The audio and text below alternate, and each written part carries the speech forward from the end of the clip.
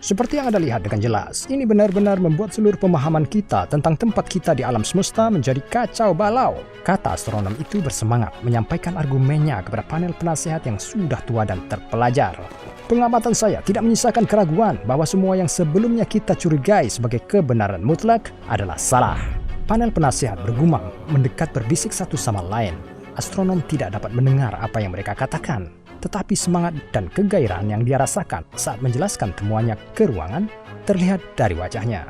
Dia bisa melihat orang-orang itu mengucapkan kata tidak dan bohong saat mereka membuat isyarat tidak setuju. Tapi bagaimana ini bisa terjadi? Apakah mereka tidak mengerti apa yang dia tunjukkan kepada mereka? Mungkin dia tidak menjelaskan sesuatu yang bikin mereka paham.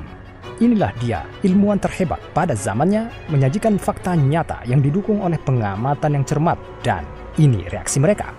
Kelompok penasehat selesai berunding, kemudian diam.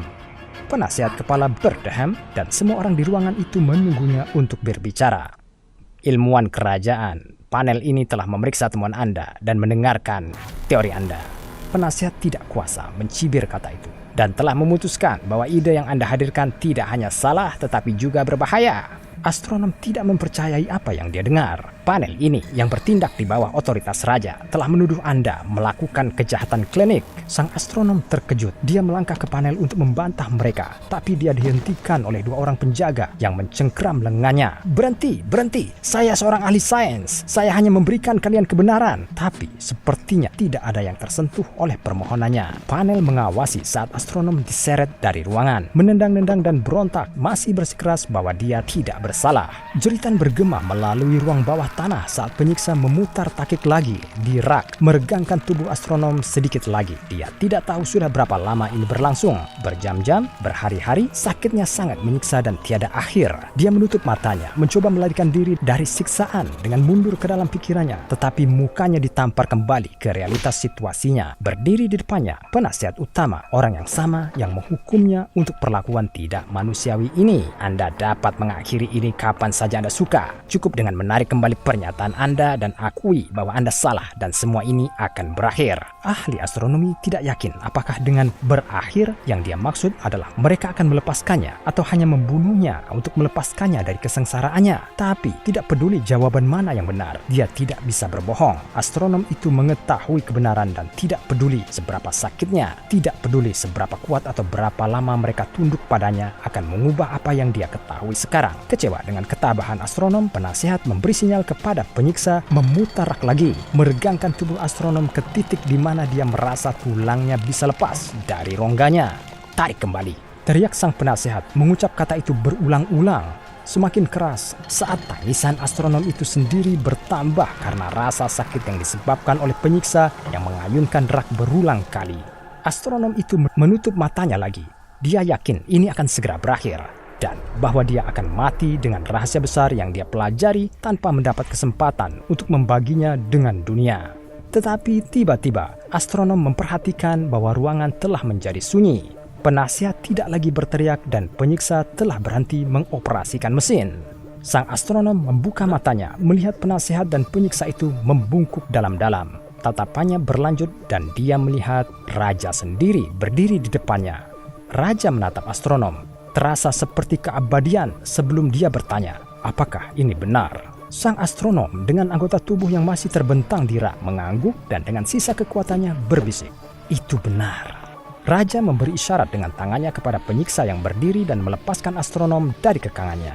Penasihat memprotes, tapi tuanku, pria ini. Tapi dia dipotong raja dengan pandangan tegas dan mundur kembali membungkuk. Tunjukkan padaku, kata raja. Saat astronom berdiri mengusap pundaknya yang sakit di mana tendon dan otot terentang jauh melampaui batas alaminya. Sang astronom membuka pintu laboratoriumnya dan memberi isyarat agar raja masuk. Ruangan itu penuh dengan kertas dan peralatan ilmiah, cerminan dari pikiran sibuk dan tersebar dari orang yang bekerja di sini. Raja tertarik ke meja dengan gulungan besar. Dia mengamati seluruh meja dan memeriksanya, tapi wajahnya tidak menunjukkan apapun yang dia pikirkan. Apakah ini yang Anda tunjukkan pada penasihat saya? Astronom itu mengangguk iya. Apakah Anda ingin melihatnya sendiri? Astronom bergerak ke jendela, di mana tabung kuningan dipasang ke tripod.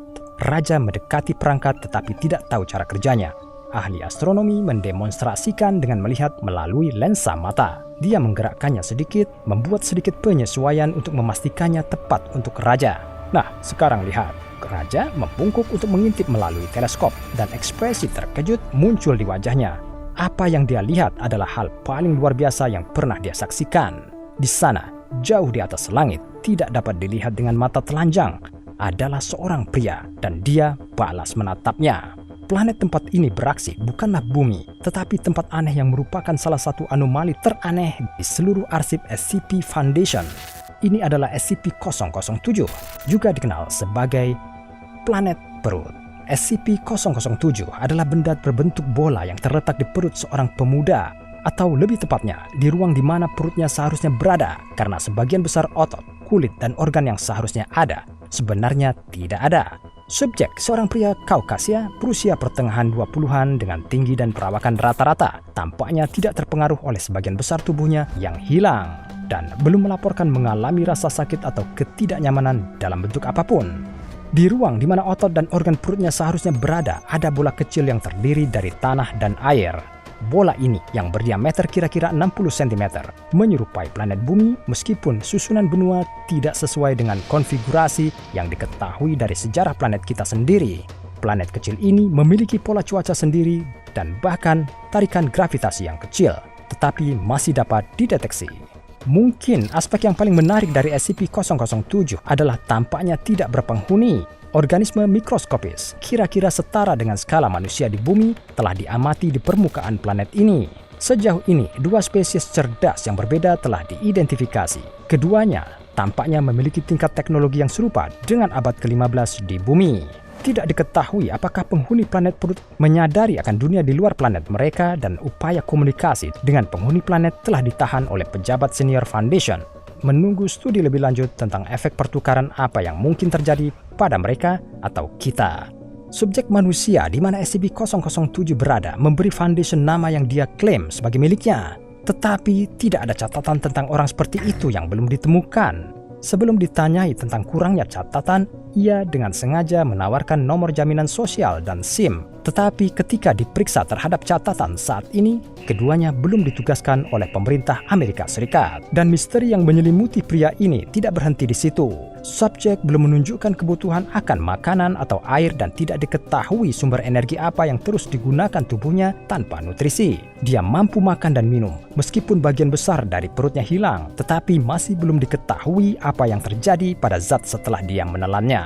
Pria itu memiliki kecerdasan di atas rata-rata dan mendapat nilai 128 pada tes IQ yang diberikan. Dia juga secara umum tampak ramah dan baik dan hanya mengungkapkan rasa penasaran tentang planet yang terletak di dalam perutnya dan bagaimana planet itu bisa ada di sana. Ketika ditanya tentang asal-usul planet ini, dia menjawab dengan sangat lugas bahwa saya baru saja bangun suatu hari dan itu dia. Saya tidak tahu bagaimana itu bisa sampai di sana. Karena sifat SCP-007 yang kurang dipahami, ia telah diklasifikasikan sebagai Euclid dan planet kecil dan manusia yang ditempatinya ditahan dalam ruangan berukuran 10 kali 10 meter yang tertutup berperabotan nyaman yang subjeknya tidak diizinkan untuk meninggalkannya. Subjek ini akan diawasi secara ketat oleh staf Foundation dan bermain catur setiap minggu dengan salah satu dokter yang hadir yang juga berfungsi sebagai orang yang mengevaluasi kesehatan mentalnya. Sejauh ini dia belum menunjukkan tanda-tanda penyakit mental atau kecenderungan kekerasan dan tampaknya dia senang. Secara umum dia tampak senang dengan situasi kehidupannya yang terbatas di dalam fasilitas Foundation dan tidak berusaha untuk melarikan diri. Subjek telah membuat beberapa permintaan untuk akses ke komputer dengan koneksi internet, namun karena potensi risiko keamanan, permintaan sejauh ini ditolak.